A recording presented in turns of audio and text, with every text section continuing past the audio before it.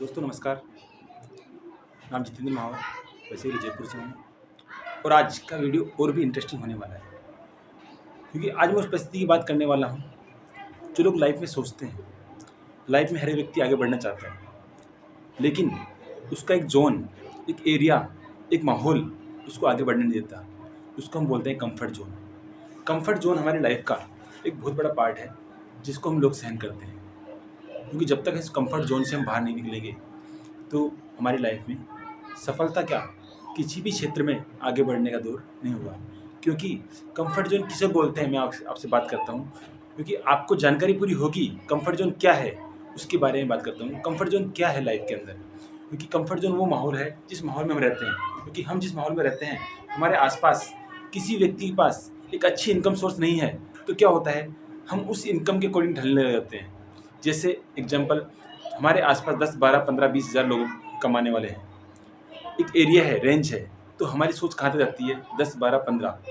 या फिर कई बार ऐसा होता है कि हमारे फादर अच्छे जॉब में हैं, तो उनकी सैलरी से हमारा घर चलता है, तो हम उस जोन के अंदर ढले हुए हैं, तो हमें कुछ नई एक्टिविटी, नए माहौल में ढलना की इच्छा नहीं होती है। कंफर्ट जोन को रियल मायने में उस परिस्थितियों को कहते हैं, वो सोच है कंफर्ट जोन, जो दायरा है उससे बाहर निकलना हमारा बहुत ज़रूरी है। कंफर्ट जोन क्या है, आइए जानते हैं।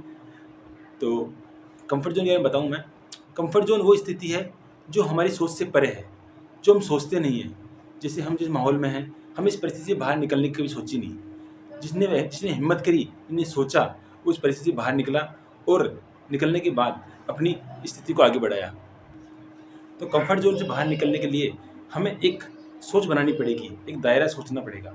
क्योंकि कंफर्ट जोन के लिए बोला जाता है, कंफर्ट जोन वो स्थिति है, वो एक रास्ता है जहाँ पे सब लोग चल रहे हैं।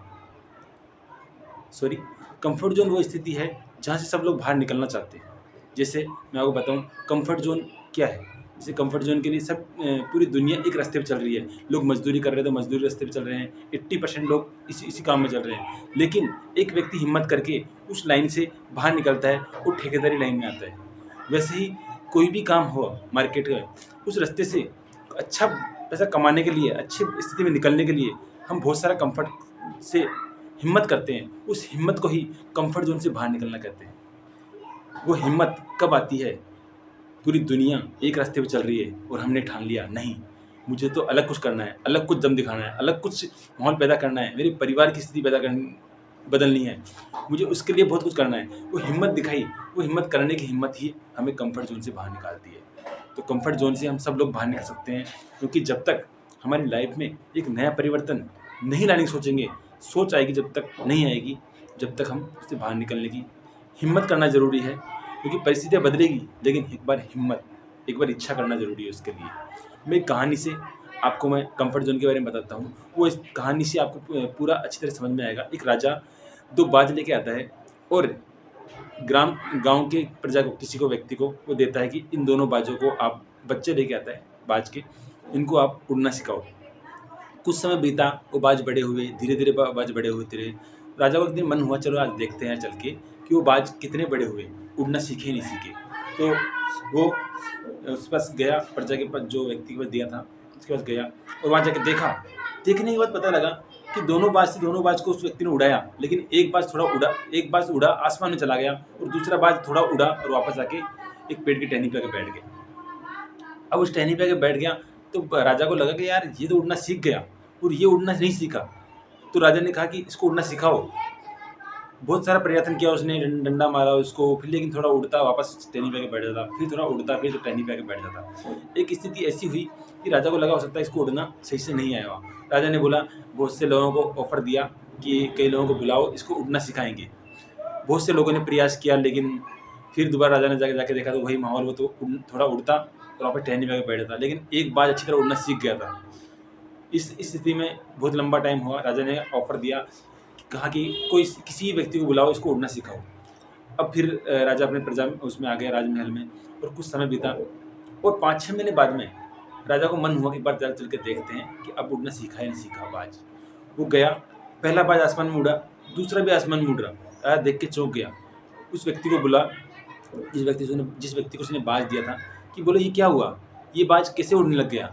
बोला महाराज कुछ नहीं, अपने गाँव में एक किसान है, उसने इसको उड़ना सिखाया।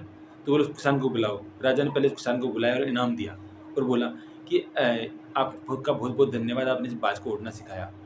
आपने ऐसा क्या किया कि ये बाज उड़ गया? वो बोलता है, महाराज मैं तो लकड़ आ रहा हूँ, मतलब मैं तो किसान हूँ, खेत काटता हूँ, मैं कहाँ इसको कैसे कहूँगा? फिर आपने क्या किया? बोला, महाराज मैंने कुछ नहीं कहा किया, जिस टहनी पे ये बैठता था ना उस टहनी को ही मैंने काट दिया। तो इसलिए उस टहनी को काटा, मतलब उसका लाइफ है कंफर्ट जोन था, उस कंफर्ट जोन पे बैठता था। अगर वो टहनी हमारे पास नहीं होगी तो हम उड़ान करना सीख जाएंगे। जैसे कई लोगों के फादर्स उनको पूरा हेल्प करते हैं, फादर नहीं होने के बाद वो उड़ना सीखते हैं या फिर लाइफ में अचीवमेंट करना सीखते हैं। इसलिए वो कंफर्ट जोन था, लेकिन हमारी स्थिति में ऐसा ना हो। हम जिस परिस्थिति के बिहार पे जी रहे हैं, उस परिस्थिति से बाहर निकलने की हमें हिम्मत करनी पड़ेगी। हमें छोड़ना पड़ेगा उस परिस्थिति को, उस टहनी को छोड़ना पड़ेगा, तभी हम आगे उड़ पाएंगे। तो आपको कंफर्ट जोन की परिभाषा समझ में आई। बाकी बहुत बहुत अच्छा, आप सब लोग कंफर्ट जोन से बाहर निकल सकते हैं। एक बार लाइक और कमेंट्स करें। धन्यवाद, थैंक यू।